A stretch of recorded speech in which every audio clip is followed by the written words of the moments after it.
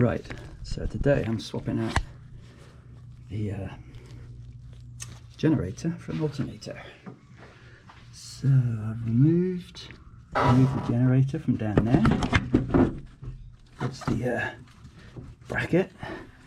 So I undid the bottom bracket and the big bolt that goes through, which is down in there.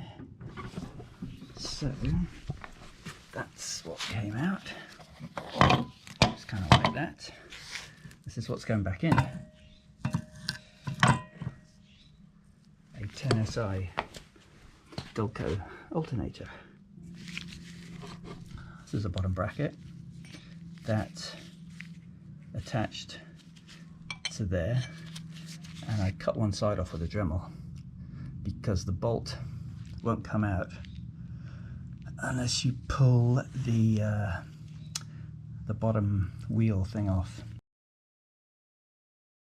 So this space is where the alternator is going to go. So let's fit it first. Right, alternator loosely in place. Now I can see that this belt is where the wheel's going to, the front pulley's going to line up. Obviously it's got to come forward about, I reckon, an inch. So I have an inch spacer, but my bolt at the back is not long enough, I don't think. We'll see. So, and I do have a little bit of wiggle room for adjustment, but I'm not sure this is going to work in its present configuration. The support bar here might have to be moved or get a longer one. Right, so this is going to be pulled forward about an inch, I reckon. I got some of these hints from someone else on YouTube, whose name I'll mention when I remember. So, my magnetic lamp's not magnetic enough. Okay.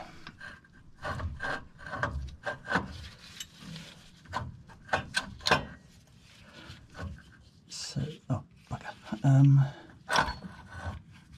Spacer. Hold it in place and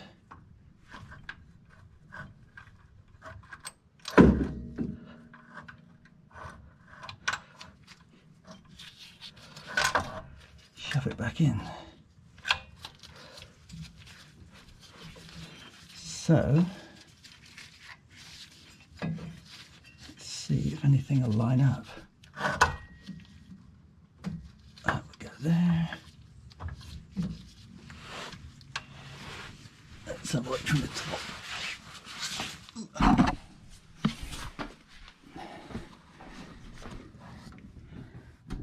That's pretty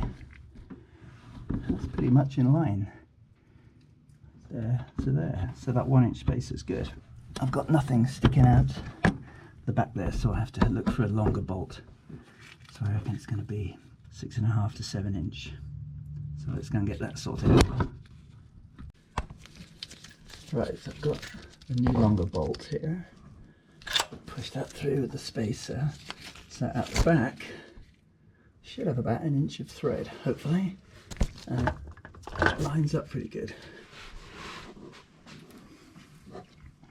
Right, now there is the thread. I'm hoping I haven't got too much. If I have a little short spacer to put on there, because the thread is only an inch long. So let's try that.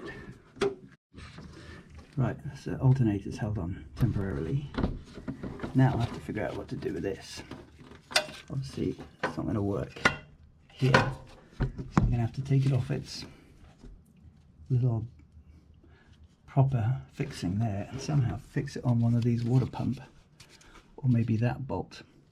I'll have to see. Right, so I've got the alternator temporarily hooked up in the right position. My belt's not long enough, but it lines up. And I realised this bracket was dead straight before. So with some creative use of a hammer, I've curved it so it now fits like that, which takes up this right amount of room. I was gonna move this out, but the stud for the water pump only has so much thread, so I can't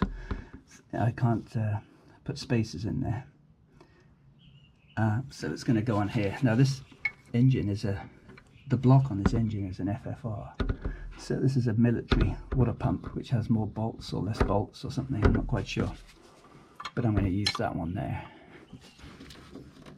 So I bolted on the bracket here using that water pump bolt, bending a curve in it to line up. So now I've got to buy a new belt that fits because this one's too long. Okay, so alternator in, bolted, spaced out correctly, belt lines up.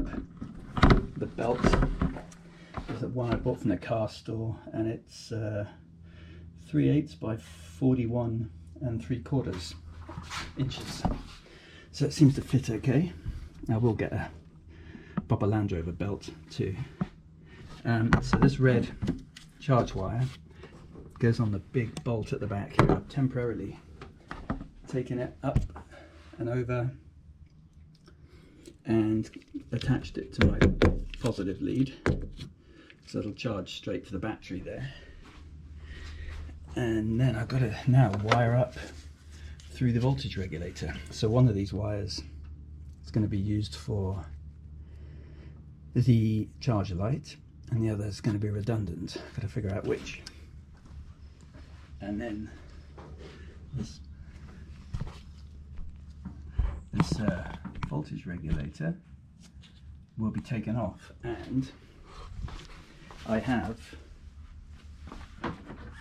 an old one that I took the internals out of, don't need that, and then I've soldered wires correctly together so that it'll reflect this layout. So it'll look like a voltage regulator, it just doesn't function purely as a wire connector. And then I've got a little extension piece because I have to put two connectors on there, so I've got like that little double one. I'm also going to use this double connector that goes on top of the alternator. So this red wire will go back to the red cable, and this white one is the one that goes to the charge light. Now I do have a voltage meter, but I'm not sure how that's going to work. We'll see. So this Molex connector, whatever it's called, I put ends on it, so that goes onto the big red charge cable, and this is for the dash light, and that'll connect into this yellow and green one, which ends up on the regulator. So let's connect these together. I ended up trying to keep as much of the existing wiring as possible, just in case I ever want to go back for any reason. So that goes in there. This will connect down on there, and then it'll plug in the back of the little socket there. This is why you need a 12 o'clock alternator, so that that wire connector is in line with the attachment bolt, or else it can end up squeezed up against the motor or something. I've disconnected the wires from the existing voltage regulator and put them into my funky decommissioned regulator on all the same places, but all wired together as per the instructions. Disconnected the battery. So far nothing's getting hot, I don't think. No smoke, flames. That's all connected. So now let's see if the lights work on the interior. So you should have the charge light should come on. Yay, charge light comes on, it's the oil light, and my voltage meter works. So the next trick is to start the engine and see what happens, see what blows up. Right, let's see what happens when the engine starts up. So it looks like everything's working, fuel gauge moving and all that kind of stuff. See what happens. Oh wow, that started pretty damn quick. And I'm charging it, it's 13 volts. It's a bit high. Oh, look at that, ticking over at 700 RPM and no red light coming on. That's pretty good. And I'm still getting 12 volts charging it. Low revs, the engine's cold. So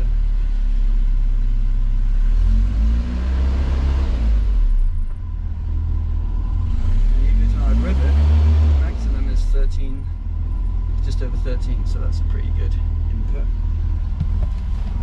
Right, let's check there's no smoke.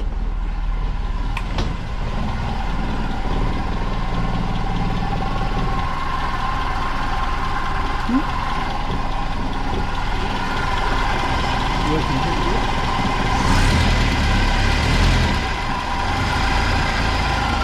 Oh, it's blowing up.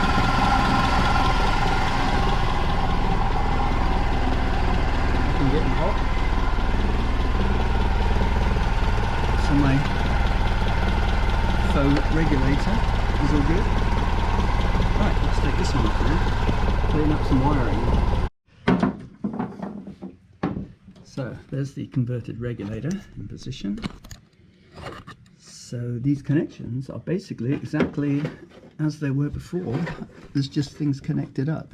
Now this earth isn't really required, but I'm going to put it back on there just so it looks all correct. That doesn't do anything now, I hope. And put the cover on, and there's a regulator still there, although it's basically just a junction box now. Right, these are all the bits I got left over. So the old generator, which is a Prestolite, but it's worked pretty good for 12,000 miles since its last rebuild. That's the old bracket that I can't use. I might look for a newer version. This is the bit that came out of my knackered voltage regulator. Don't need that. I'll keep the voltage regulator I just took out in case I need it in the future, hopefully not. That's the belt I used. So basically 41 3/4 is about the right length. A bit tight, but you should to get it on, but it seemed to work pretty well. So that's it. These are the instructions I got from Rovers North, which helped quite a bit. So that was my version there. So it shows the wiring that I had to do. So everything's set up in here. I got this wire, got an end on it, attached onto there, the positive battery terminal. Got all that put together. And I might tidy up some of the wiring in due course. I kept all the existing wiring, just tying off ends in case I need it in the future. And that's the alternator. Sitting there quite happy, the belt's good. Seems pretty solid. I will keep checking it there. And let's see, from underneath, kind of looks very similar to before, apart from there's an alternator there. And it all seems to fit in pretty well. Feels pretty solid. I'm not really worried about not having a support here, because it's only a really short piece. Bloody light went off. So it's making a bit of a whirring noise, but I guess alternators do that. Hopefully it'll last okay. Belt's good. Don't seem to be moving around. So let's check what I get on my other hook.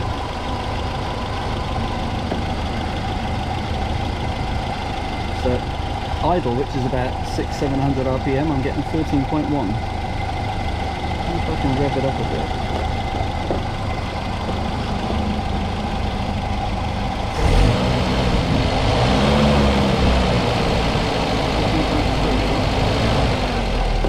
What happened? Oh, nothing.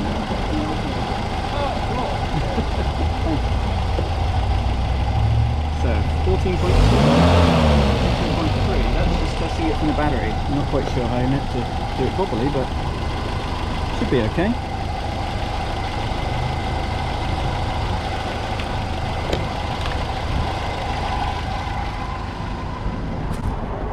He likes it.